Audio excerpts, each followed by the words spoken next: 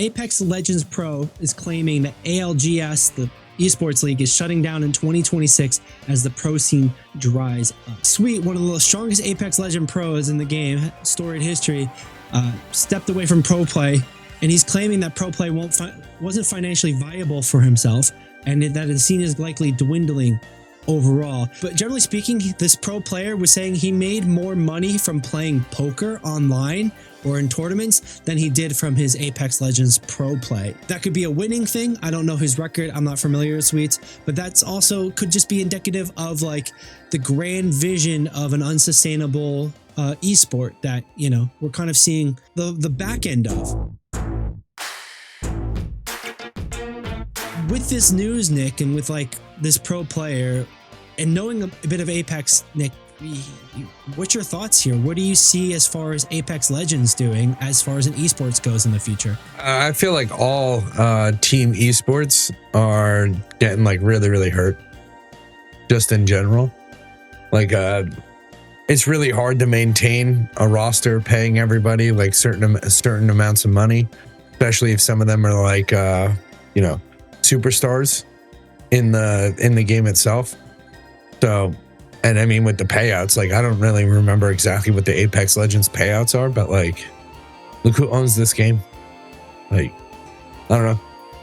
Yeah. It's really easy to kill like esports just in general, you know, low pay, like literally just like low payout, constantly worrying about like, and I get that these companies like need to make money, but you know, just burn through all the possible resources of esports right now, and we won't have esports in the future.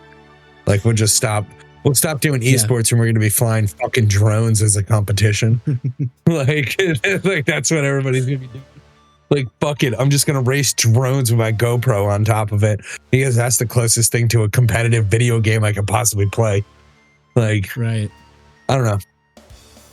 I kind of see this as like not surprising if it's true. Like you said, we've talked about it before where these esport leagues are somewhat unsustainable, that you have companies like EA or Respawn, then Blizzard and Riot. They kind of choke the life out of the esport, squeezing the stone for blood, squeezing for money, essentially. And like, there's ways that everybody can win. And like you go something as far as Nintendo, where they kind of ignore the pro scene and esports scene, but almost to a detriment. And then they tighten their grip the opposite direction and over control it. It's definitely not in the same foundational as conservative sports, especially now, NFL, NHL, NBA kind of stuff.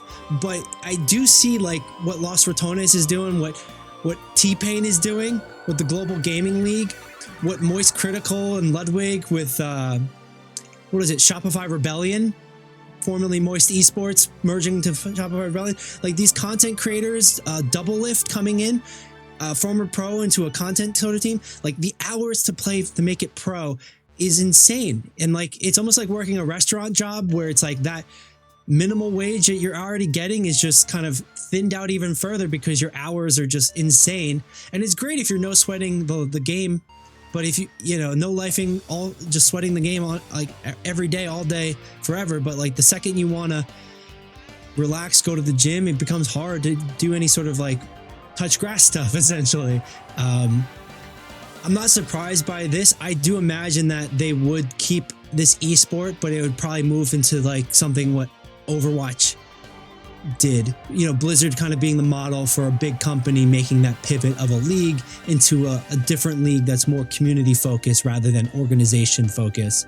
Do you think it's a big swing or big stretch to have maybe like a T-Pain coming in, or even like organizations like Team Liquid or even Echo or something coming in where they like pick up players that just compete and they're able to kind of move around? Or do you think it's just too far gone where like the prize pools are just not going to be there because it's lost its pretty girl status, right? It's like, you know, the favored game right now.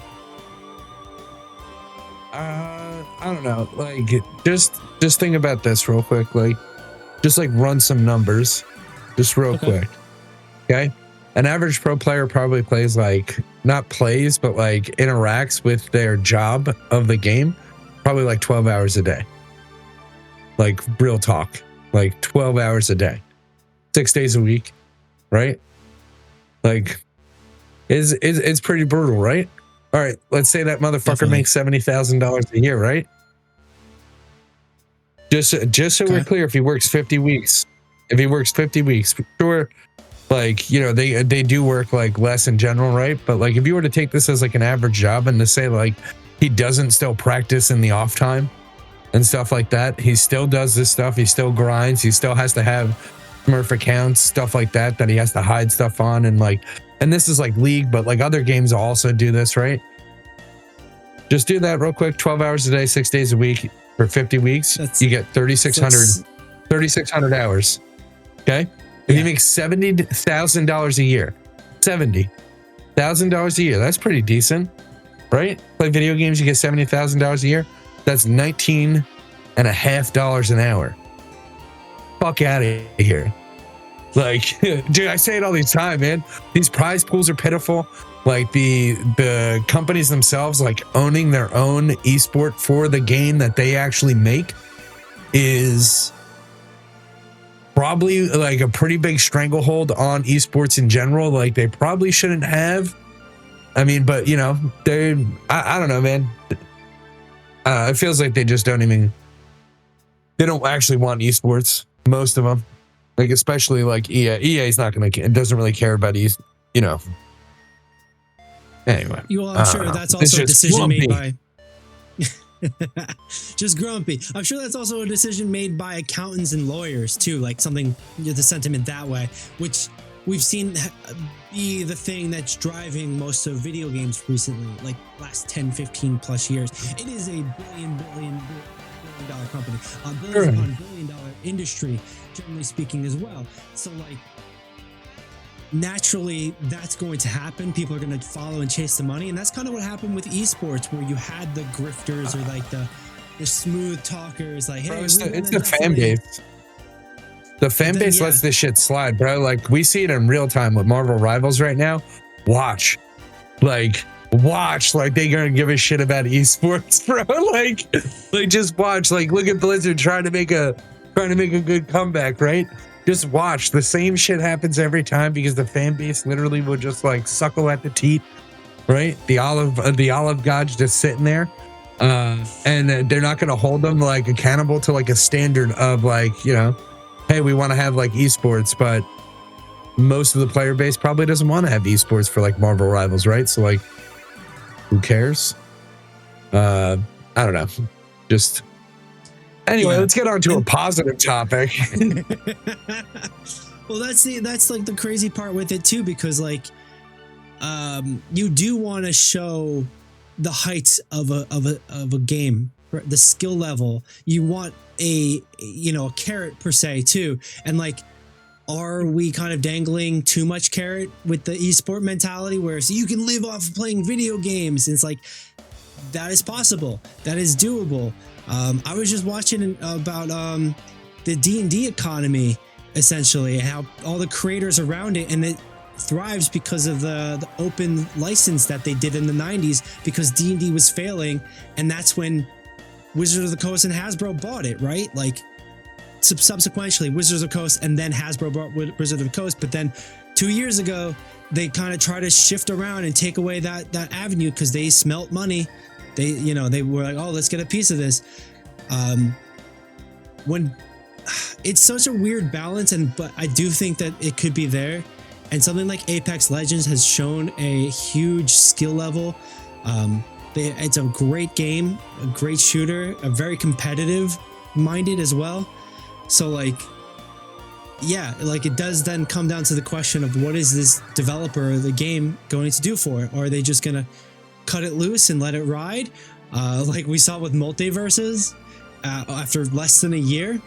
But then the community is going to come in and have these like cult tournaments, these secret online ones, these backroom at a video game store or a card store tournaments that is going to love, and people are going to want to find it and play it.